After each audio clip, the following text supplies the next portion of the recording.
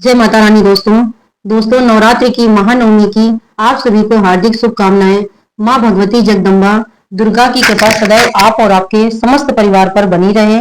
नवे दिन माँ भगवती दुर्गा के नवे स्वरूप माँ सिद्धिदात्री की पूजा की जाती है और आज की इस वीडियो में माँ सिद्धिदात्री की कथा सुनेंगे।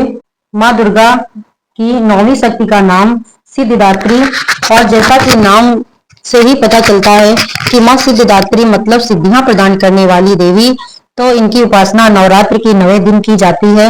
इस दिन शास्त्रीय विधि विधान से इनकी पूजा पाठ करने वाले साधक को सभी सिद्धियों की प्राप्ति हो जाती है।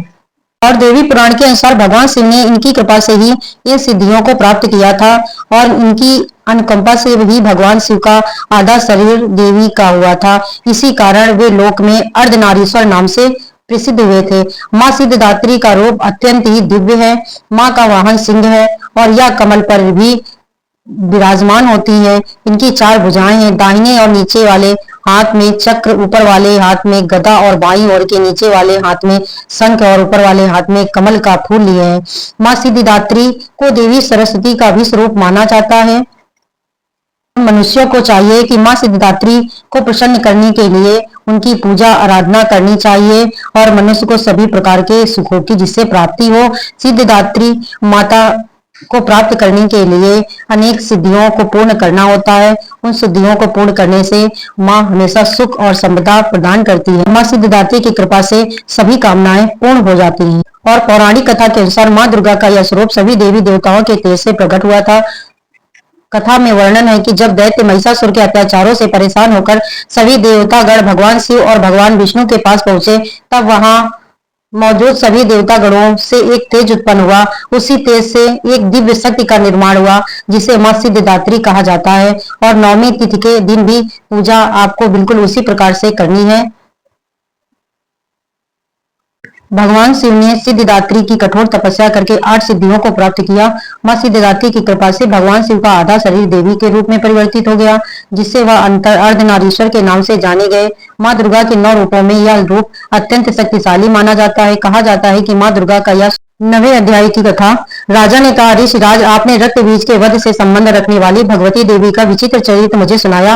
अब मैं रक्त बीज के मरने के पश्चात क्रोध में भरे हुए शुंभ व निशुंभ ने जो कर्म किया वह सुनना चाहता हूँ। महर्षि मेधा ने कहा, हे राजन, रक्त बीज के मारे जाने पर शुंभ और निशुंभ को बहुत क्रोध आया तथा अपनी बहुत बड़ी सेना का इस प्रकार सर्वनाश होते देखकर निशुंभ देवी पर आक्रमण करने के लिए दौड़ा।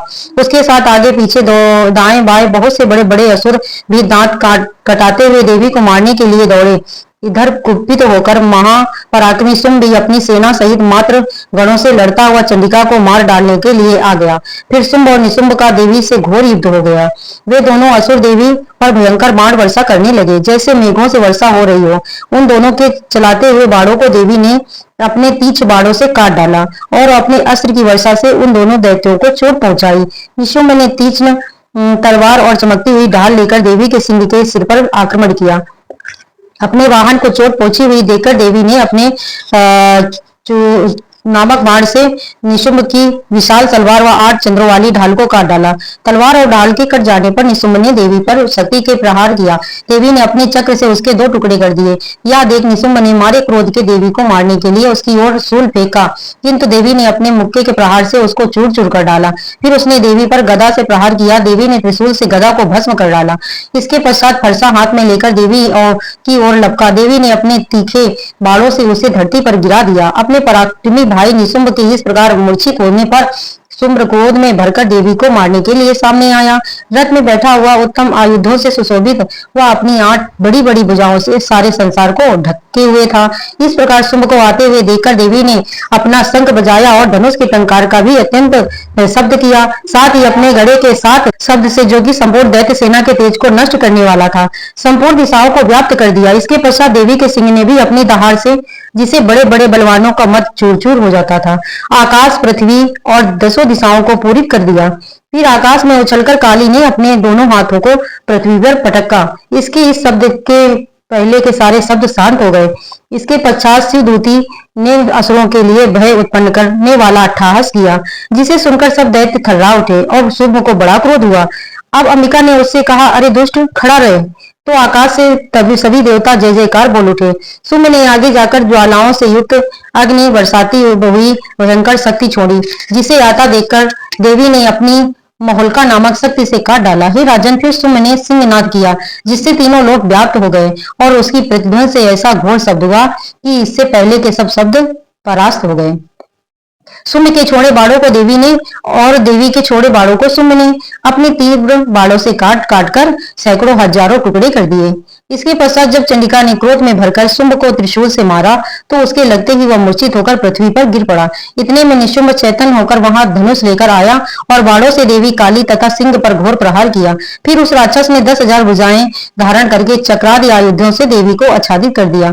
तब भगवती दुर्गा ने क्रोधित होकर अपने बाड़ों से उन चक्रों को बाड़ों को काट डाला। यह देखकर निशुंभ हाथ में गदा लेकर चंडिका को मारने के लिए दौड़ा। उसके आते ही देवी ने तीक्ष्ण धार वाले खड्ग से उसकी गर्दा को काट डाला। उसने फिर त्रिशूल हाथ में ले लिया। देवताओं को दुखी करने वाले निशुंभ को त्रिशूल हाथ में लिए हुए आता देख चंडिका ने बड़े वेग से अपने शूल से प्रहार करके छाती पर वीर डाला। घाती के विदीर्ण होने पर उसमें से एक उस जैसा ही पराक्रमी दैत्य ठहर जा कहता हुआ निकला।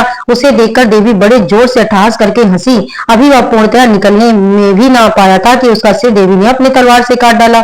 सिर के कटने के साथ ही वह पृथ्वी पर गिर पड़ा।